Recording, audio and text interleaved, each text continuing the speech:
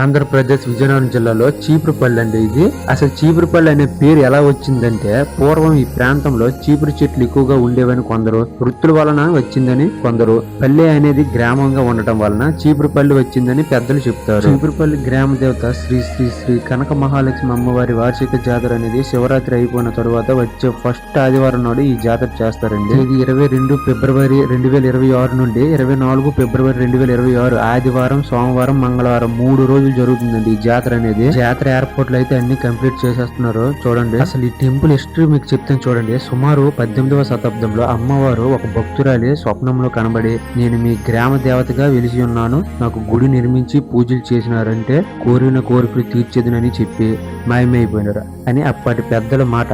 ప్రస్తుతం అమ్మవారు చీపురుపల్లి గ్రామ దేవతగా శ్రీ శ్రీ శ్రీ కనక మహాలక్ష్మి అమ్మవారుగా కోరిన కోరికలు తీర్చే కల్పవల్లిగా భక్తుల పాలిట కొంగు బంగారమై విరజల్లుతున్నారు. ఈ అమ్మవారి దేవాలయం నందండి ప్రతి ఆదివారం కూడా అమ్మవారికి పంచామృత అభిషేకములు, భక్తుల కోరిన కోరికలు తీరేవారు అమ్మవారికి ప్రభావాలు కట్టిన వారి ముక్కులను చెల్లించుకునుట ఇక్కడ ఆనవాయితీగా వస్తుంది. మరియు ప్రతి ఆదివారము భక్తులకి సహాయ సహకారములు కూడా అందిస్తూ ఉంటారు. అన్నదానము మరియు సాయంత్రం 6 గంటల నక్షత్ర హారతి కూడా ఆషాఢ మాసంలో, శ్రీ అమ్మవారి సారే శ్రావణ మాసంలో మరియు దేవి నవరాత్రులు కూడా సమూహికంగా కుంకుమార్చనలతో పూజలు చేస్తారు. ఇక్కడ ఈ ప్లేస్ లో నుండి అన్నదానం అయితే చేస్తారు.